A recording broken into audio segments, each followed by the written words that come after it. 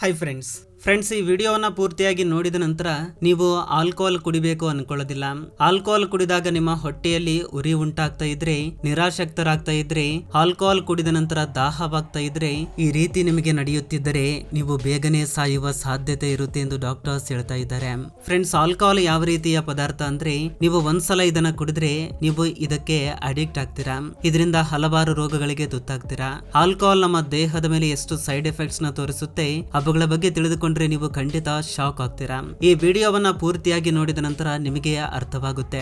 ತುಂಬಾ ಜನ ವೋಡ್ಕಾ, ಜಿನ್, rum, whisky, wine ನಂತಹ ಹೈ% ಆಲ್ಕೋಹಾಲ್ ಇರುವ ಡ್ರಿಂಕ್ಸ್ ನ ಕುಡಿದ್ರೆ ಆರೋಗ್ಯ ಕೆಡುತ್ತೆ ಎಂದು, ಆದ್ರೆ ಬಿಯರ್ ನ ಕುಡಿದ್ರೆ ನಮ್ಮ ಆರೋಗ್ಯಕ್ಕೆ ಒಳ್ಳೆಯದು ಅಂತ ಹೇಳ್ತಾರೆ. ಅದಕ್ಕೆ ಈಗಿನ ದಿನಗಳಲ್ಲಿ ತುಂಬಾ ಜನ ಯೂತ್ಸ್ ಬಿಯರ್ ನ ಹೆಚ್ಚಾಗಿ ಕುಡಿಯುತ್ತಿದ್ದಾರೆ. ಆದ್ರೆ ಇದು ಎಷ್ಟರ ಮಟ್ಟಿಗೆ ನಿಜ? ಬಿಯರ್ ನ ಕುಡಿದ್ರೆ ನಮ್ಮ ಶರೀರದಲ್ಲಿ ಯಾವ ರೀತಿಯ ಬದಲಾವಣೆಗಳು ನಡೆಯುತ್ತವೆ, ಅವುಗಳ ಬಗ್ಗೆ ತಿಳಿದುಕೊಂಡ್ರೆ ನೀವು ಖಂಡಿತ ಆಶ್ಚರ್ಯವಾಗ್ತೀರಾ. ಹಾಗಾದ್ರೆ ಈ ವಿಡಿಯೋದಲ್ಲಿ ನಾವು ಆಲ್ಕೋಹಾಲ್ ಕುಡಿಯುವುದರಿಂದ ನಮ್ಮ ಬಾಡಿನಲ್ಲಿ ಏನೇನ್ ನಡೆಯುತ್ತೆ, ಆಲ್ಕೋಹಾಲ್ ಬಾಡಿನಲ್ಲಿ ಸೇರಿದ ನಂತರ ಏನೇನ್ ನಡೆಯುತ್ತೆ, ಅಷ್ಟೇ ಅಲ್ಲ ಕೇವಲ ಬಿಯರ್ ನ ಮಾತ್ರವೇ ಕುಡಿಯುವುದರಿಂದ ಏನೇನ್ ನಡೆಯುತ್ತೆ, ಯಾವ ರೀತಿಯ ಪ್ರಯೋಜನಗಳು ಇದ್ದಾವೆ, ಏನೆಲ್ಲ ನಷ್ಟಗಳಿದ್ದಾವೆ ಎಂದು ಸಂಕ್ಷಿಪ್ತವಾಗಿ ಈ ವಿಡಿಯೋದಲ್ಲಿ ತಿಳಿದುಕೊಳ್ಳೋಣ. ಈ ವಿಡಿಯೋ ತುಂಬಾ ಇಂಟ್ರೆಸ್ಟಿಂಗ್ ಆಗಿರುತ್ತೆ. ಈ ವಿಡಿಯೋವನ್ನ ಕೊನೆವರೆಗೂ ನೋಡಿ. ಇಷ್ಟವಾದ್ರೆ ಒಂದು ಲೈಕ್ ಮಾಡಿ ಸಾಕು. Let's start the video. Friends, alcohol ಕುಡಿಯುವುದರಿಂದ ಲಿವರ್ ಹಾಳಾಗುತ್ತೆ ಎಂದು ನೀವು ಕೇಳಿರ್ತೀರಾ. ಪ್ರಾರಂಭದಲ್ಲಿ ನೀವು ಆಲ್ಕೋಹಾಲ್ ಕುಡಿದಾಗ ಅದು ನಿಮಗೆ ಕಹಿ ಎನಿಸುತ್ತೆ. ಹಾಗೆ ಕುಡಿಯುತ್ತಿದ್ದರೆ ತುಂಬಾ ಆನಂದವೆನಿಸುತ್ತೆ, ಬ್ರೈನ್ ತಂಪಾದಂತೆ ಎನಿಸುತ್ತೆ. ನಿಜವಾಗ್ಲೂ ಆಲ್ಕೋಹಾಲ್ ಕುಡಿಯುವುದರಿಂದ ತುಂಬಾ ನಷ್ಟಗಳಿದ್ದಾವೆ. ಆಲ್ಕೋಹಾಲ್ ನಮ್ಮ ಶರೀರಕ್ಕೆ ಸೇರಿದ ತಕ್ಷಣ ನಮ್ಮ ಲಿವರ್ ಮೇಲೆ ಪ್ರಭಾವ ಬೀರುತ್ತೆ. ಆಕ್ಚುಲಿ ನಮ್ಮ ಲಿವರ್ ಬಾಡಿನಲ್ಲಿರುವ ವಿಷಪೂರಿತವಾದ ಪದಾರ್ಥವನ್ನ ಹೊರಗಡೆ ಕಳುಹಿಸುತ್ತೆ. ನೀವು ನಿರಂತರವಾಗಿ ಆಲ್ಕೋಹಾಲ್ ಕುಡಿಯುತ್ತಿದ್ದರೆ ನಿಮ್ಮ ಲಿವರ್ ಖಂಡಿತವಾಗ್ಲೂ ಹಾಳಾಗುತ್ತೆ. ನಾವು ಆಲ್ಕೋಹಾಲ್ ಕುಡಿದಾಗ ಆ ಆಲ್ಕೋಹಾಲ್ ನೇರವಾಗಿ ಜೀರ್ಣಾಶಯಕ್ಕೆ ಸೇರುತ್ತೆ. ಇನ್ನು ಅಲ್ಲಿಂದ ಸಣ್ಣ ಕರಳುಗಳಿಗೆ ಸೇರಿಕೊಳ್ಳುತ್ತೆ. ಈ ಸಣ್ಣ ಕರಳುಗಳಲ್ಲಿರುವ ಬಾಲ್ಸ್ ಮೂಲಕ ಆಲ್ಕೋಹಾಲ್ ರಕ್ತದಲ್ಲಿ ಸೇರುತ್ತೆ. ಇನ್ನು ಅಲ್ಲಿಂದ ನಮ್ಮ ಪೂರ್ತಿ ಶರೀರಕ್ಕೆ ಸೇರಿಕೊಳ್ಳುತ್ತೆ. ಮೊದಲು ಲಿವರ್ ಮತ್ತು ಬ್ರೈನ್ ಗೆ ಸೇರಿಕೊಳ್ಳುತ್ತೆ. ಆಗ ಲಿವರ್ ನಲ್ಲಿರುವ ಎಂಜೈಮ್ಸ್ ಆಲ್ಕೋಹಾಲ್ ಮಾಲಿಕ್ಯೂಲ್ಸ್ ನ ಬ್ರೇಕ್ ಮಾಡುತ್ತೆ. ಈ ರೀತಿ ಬ್ರೇಕ್ ಮಾಡಿ ಲಿವರ್ ಮತ್ತು ಬ್ಲಡ್ ನಿಂದ ಆಲ್ಕೋಹಾಲ್ ನ ಬೇರ್ಪಡಿಸುತ್ತೆ. ಅದು ಸಹ ಲಿಮಿಟ್ಸ್ ನಲ್ಲಿ ಇದ್ರೇನೆ. ಆದ್ರೆ ನಾವು ಹೆಚ್ಚಾಗಿ ಆಲ್ಕೋಹಾಲ್ ಕುಡಿಯುತ್ತಿದ್ದರೆ ಲಿವರ್ ಈ ಕೆಲಸವನ್ನ ಮಾಡ್ಲಿಕ್ಕೆ ಆಗೋದಿಲ್ಲ. ಇದರಿಂದ ಲಿವರ್ ಹಾಳಾಗುತ್ತೆ. ಲಿವರ್ ನಮ್ಮ ಶರೀರದಲ್ಲಿ ಒಂದು ಮುಖ್ಯವಾದ ಭಾಗ. ನಮ್ಮ ಶರೀರದಲ್ಲಿರುವ ಕೆಟ್ಟ ಪದಾರ್ಥವನ್ನೆಲ್ಲ ಲಿವರ್ ಸಹಾಯದಿಂದಲೇ ಹೊರಗಡೆ ಬರುತ್ತೆ. ಆದ್ರೆ ನಾವು ಲಿಮಿಟ್ಸ್ ನಲ್ಲಿ ಆಲ್ಕೋಹಾಲ್ ಕುಡಿದ್ರು ಕೂಡ ರಕ್ತದಲ್ಲಿರುವ ಆಲ್ಕೋಹಾಲ್ ನ ಲಿವರ್ ನಲ್ಲಿರುವ ಎಂಜೈಮ್ಸ್ ಬ್ರೇಕ್ ಮಾಡುವಾಗ ಒಂದು ವಿಷ ಪದಾರ್ಥ ಏರ್ಪಡುತ್ತೆ. ಅದನ್ನ ಎಸಿಟಾಲ್ಡಿಹೈಡ್ ಅಂತ ಕರೀತಾರೆ. ಅದು ನಮ್ಮ ಶರೀರಕ್ಕೆ ತುಂಬಾ ಹಾನಿಯನ್ನ ಉಂಟು ಮಾಡುತ್ತೆ. ಅದು ಕಡಿಮೆ ಪ್ರಮಾಣದಲ್ಲಿ ಇದ್ರೆ ನಮ್ಮ ಬಾಡಿ ಅದನ್ನ ಡೈಜೆಸ್ಟ್ ಮಾಡಿ ಯೂರಿನ್ ರೂಪದಲ್ಲಿ ಹೊರಗಡೆ ಕಳುಹಿಸುತ್ತೆ. ಅದಕ್ಕೆ ಆಲ್ಕೋಹಾಲ್ ಕುಡಿಯುವಾಗ ಹೆಚ್ಚಾಗಿ ಟಾಯ್ಲೆಟ್ ಬರುತ್ತೆ. ಈ ರೀತಿ ವಾರಕ್ಕೊಮ್ಮೆ, ತಿಂಗಳಿಗೆ ಒಮ್ಮೆ ಕಡಿಮೆ ಪ್ರಮಾಣದಲ್ಲಿ ಕುಡಿಯುವವರ ಲಿವರ್ಗೆ ಏನು ಪ್ರಾಬ್ಲಮ್ಸ್ ಇರುವುದಿಲ್ಲ. ಆದ್ರೆ ಡೈಲಿ ಆಲ್ಕೋಹಾಲ್ ಕುಡಿಯುತ್ತಿದ್ದರೆ ಲಿವರ್ ಅದು ಮಾಡಬೇಕಾಗಿರುವ ಕೆಲಸಕ್ಕಿಂತ ಹೆಚ್ಚು ಕೆಲಸವನ್ನ ಮಾಡಬೇಕಾಗುತ್ತೆ. ಏಕೆಂದ್ರೆ ಯಾವುದಾದ್ರೂ ವಿಷಪೂರಿತವಾದ ಪದಾರ್ಥವನ್ನ ಶರೀರದಿಂದ ಹೊರ ಕಳುಹಿಸುವುದು ಅಷ್ಟು ಸುಲಭದ ಕೆಲಸವಲ್ಲ. ಅದಕ್ಕೋಸ್ಕರ ಲಿವರ್ ನಿರಂತರವಾಗಿ ವಿಶ್ರಾಂತಿ ಇಲ್ಲದೆ ಕೆಲಸ ಮಾಡಬೇಕಾಗುತ್ತೆ. ಸೊ ನಾವು ಡೈಲಿ ಕುಡಿಯುತ್ತಿದ್ದರೆ ಆ ವಿಷ ಪದಾರ್ಥ ಹೆಚ್ಚಾಗುತ್ತಾ ನಮ್ಮ ಲಿವರ್ ನ ಡ್ಯಾಮೇಜ್ ಮಾಡುತ್ತೆ. ಹಾಗೆ ಲಿವರ್ ಸುತ್ತಲೂ ಬೊಜ್ಜು ಬೆಳೆಯುತ್ತೆ. ಇದರಿಂದ ತಿಂದಿರುವ ಆಹಾರ ಸರಿಯಾಗಿ ಡೈಜೆಷನ್ ಆಗುವುದಿಲ್ಲ. ಗ್ಯಾಸ್, ಮಲಬದ್ಧತೆಯಂತಹ ಸಮಸ್ಯೆಗಳು ಬರ್ತವೆ. ಈ ರೀತಿ ಹೆಚ್ಚಾಗಿ ಆಲ್ಕೋಹಾಲ್ ಕುಡಿಯುವುದರಿಂದ ಲಿವರ್ ಕ್ಯಾನ್ಸರ್ ಬರುತ್ತೆ. ಆದ್ರೆ ಆಲ್ಕೋಹಾಲ್ ಸಣ್ಣ ಕರಳುಗಳಿಂದ ವ್ಯಾಲ್ವ್ಸ್ ಮೂಲಕ ರಕ್ತದಲ್ಲಿ ಸೇರುತ್ತೆ. ನಂತರ ಶರೀರದ ಇತರೆ ಭಾಗಗಳಿಗೆ ಸೇರ್ಕೊಳ್ಳುತ್ತೆ ಅಂತ ಆಲ್ರೆಡಿ ಹೇಳಿದ್ದೆ ಅಲ್ವಾ. ಆದ್ರೆ ಆಲ್ಕೋಹಾಲ್ ನಮ್ಮ ಬ್ರೈನ್ ವರೆಗೂ ಸೇರಿಕೊಂಡ ನಂತರ ನಮಗೆ ನಶೆ ಹೆಚ್ಚಾಗುತ್ತೆ. ಈ ಪ್ರೋಸೆಸ್ ನಮ್ಮ ಮೆದುಳಿನಲ್ಲಿ ಡೋಪಮೈನ್ ಅನ್ನೋ ಹಾರ್ಮೋನ್ ರಿಲೀಸ್ ಮಾಡುತ್ತೆ. ಈ ಡೋಪಮೈನ್ ಹಾರ್ಮೋನ್ ನಮಗೆ ಖುಷಿಯನ್ನ ನೀಡುವ ಹಾರ್ಮೋನ್ ನಲ್ಲಿ ಒಂದು.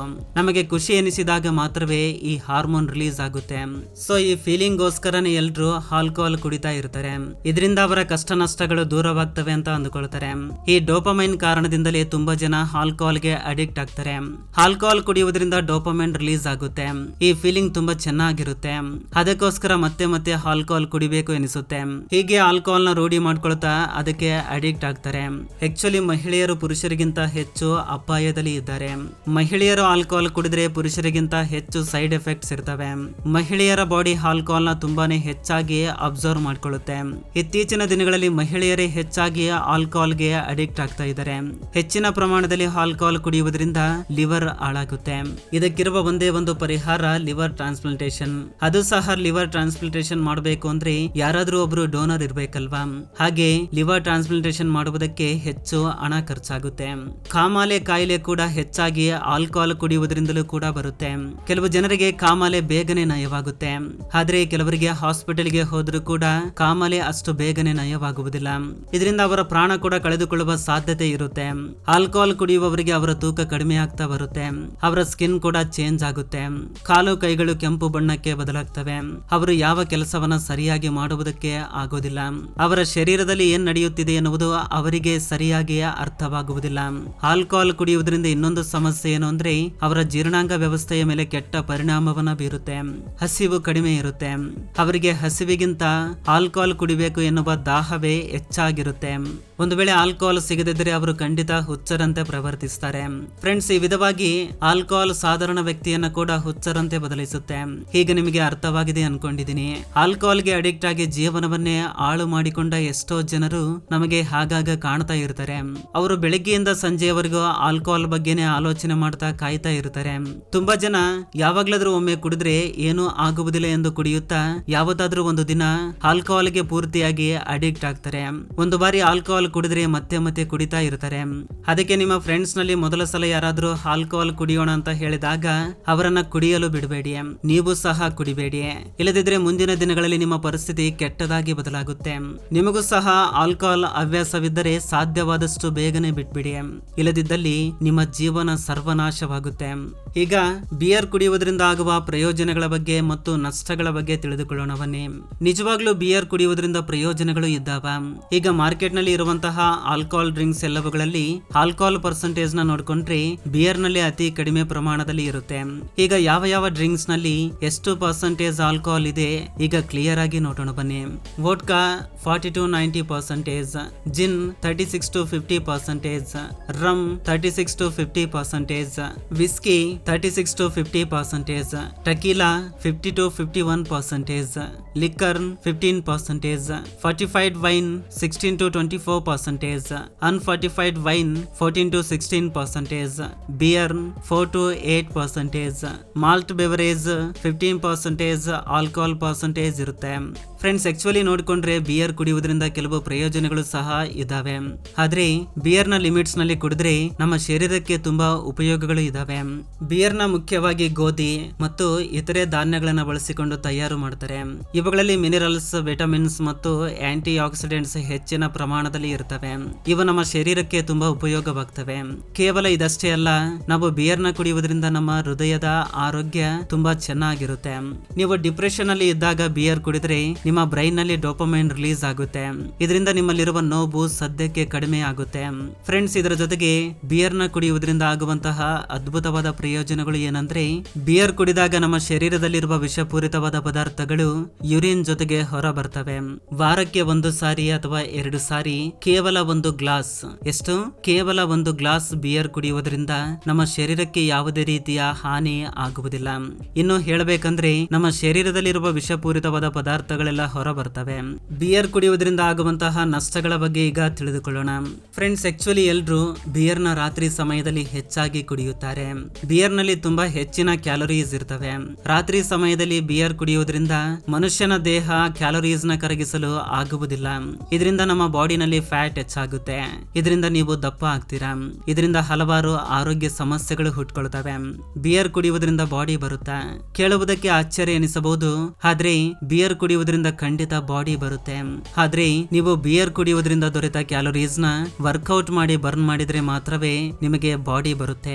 ಇಲ್ಲದಿದ್ರೆ ಅದು ನಿಮ್ಮ ಬಾಡಿನಲ್ಲಿ ಫ್ಯಾಟ್ ಆಗಿ ಬದಲಾಗಿ ಇದರಿಂದ ನಿಮ್ಮ ಬಾಡಿ ದಪ್ಪ ಕಾಣಿಸುತ್ತೆ.